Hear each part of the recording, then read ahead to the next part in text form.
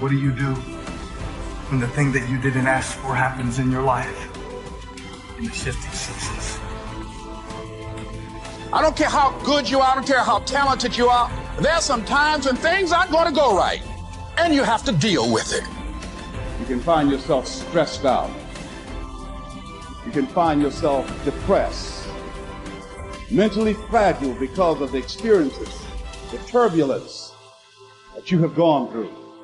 You can experience enough pain in life that it can clobber you to the ground, and you believe you can't do it. You believe that this is it for you. No, it's not. What if you told people the story of, hey, I had a fucked up life, but I don't want to tell you that. I'm going to tell you what I'm going to do next, and I'm going to go out and do it.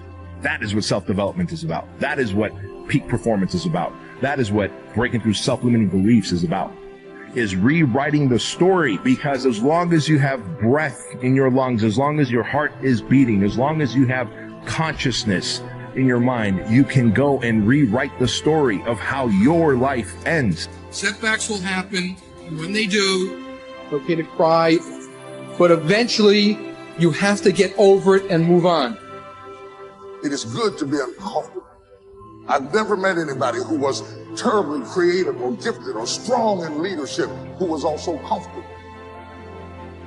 It's always those people who say, is there not a cause? Those exceptional people who are uncomfortable with the times and rise to the challenge because they refuse to allow the chaos around them to determine the conqueror within them. People who resist the toe to go down and stand fiercely in spite of opposition and say, I'm going to do it anyway. Forget all your problems. Everyone has the same problems. It's our solutions to those problems that make us different. Do you have the courage to get what you want? It takes courage to achieve your goals, man. It's easy to give up. It's easy to look at these people and make excuses as to why they can do what you can't. You have everything you need to achieve anything.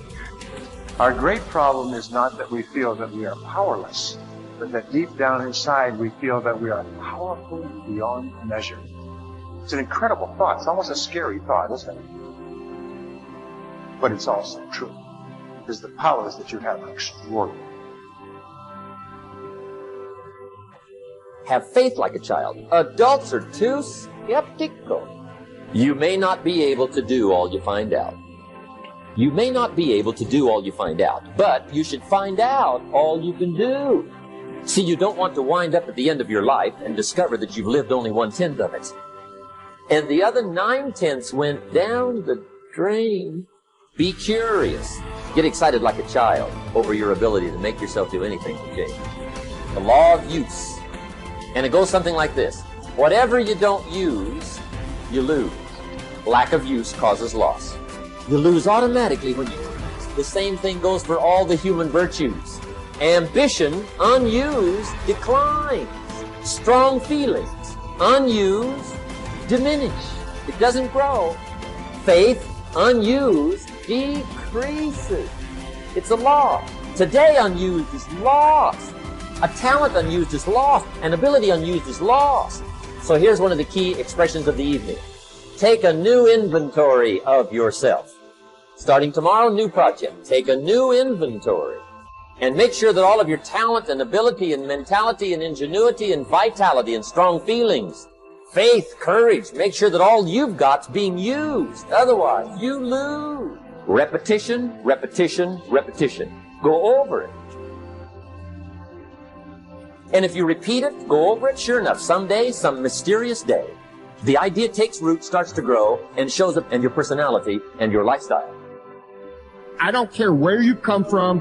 I don't care where you were raised. I don't care what color you are. I don't care what gender you are. I don't care about any of that If you invest in yourself consistently, if you do the work consistently, 1 + 1 is always going to equal 2. 10 years of motherfucking work is going to pay off.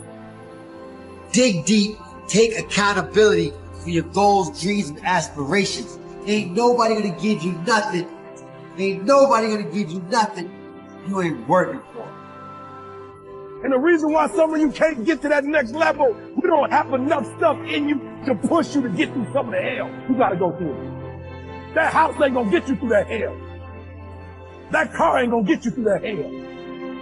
You only go to another level when you're on this level and you eating out of trash cans and you say, enough is enough. I'll do whatever it takes. Do you, be you, for you. Five.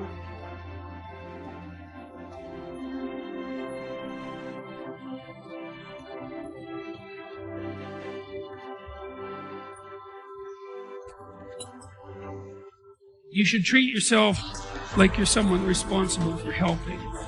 And the first question is, well, why don't you? And the answer is, well, there's a lot wrong with you,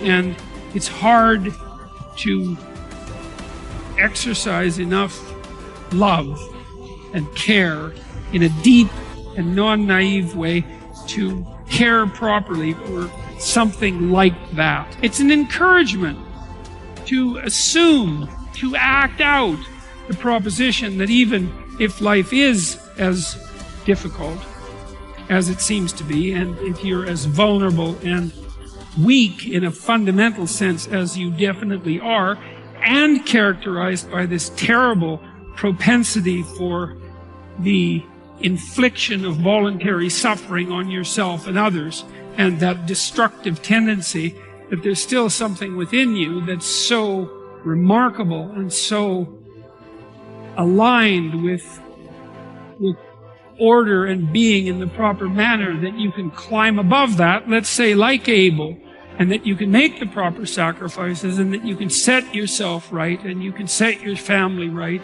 and you can set the world right, and that the mere possibility that that might occur, that that might be within the realm of potential, means that you have a moral obligation to exercise the responsibility to take care of yourself as if you're something that matters.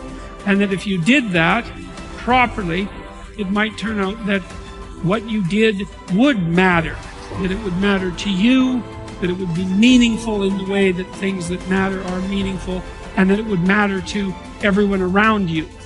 If you aim to be something you are not, you will always fail. Aim to be you. Aim to look and act and think like you. Aim to be the truest version of you. Embrace that you-ness. Endorse it. Love it. Work hard at it. And don't give a second thought when people mock it or ridicule it. Most gossip is envy in disguise. I believe that what we become depends on what our fathers teach us at odd moments, when they aren't trying to teach us. We are formed by little scraps of wisdom. Maturity is the ability to live fully and equally in multiple contexts. Most especially, the ability, despite our grief and losses, to courageously inhabit the past, the present, and the future all at once.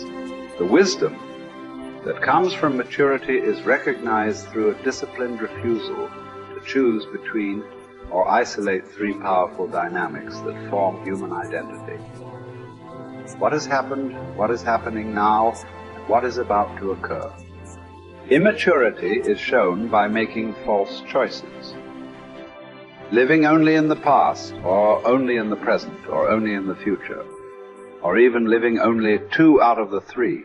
Maturity is not a static arrived platform where life is viewed from a calm, untouched oasis of wisdom, but a living elemental frontier between what has happened, what is happening now, and the consequences of that past and present.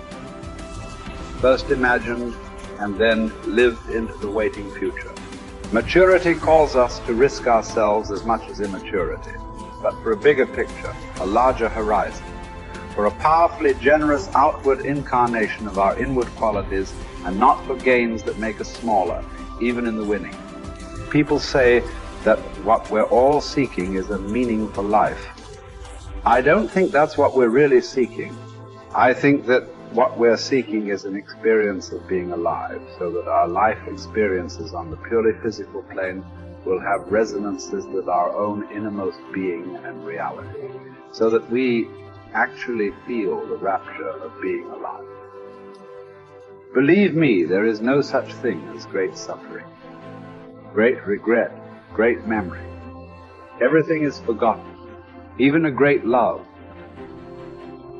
That's what's sad about life, and also what's wonderful about it. There is only a way of looking at things, a way that comes to you every once in a while. That's why it's good to have had love in your life after all, to have had an unhappy passion. It gives you an alibi for the vague despairs we all suffer from.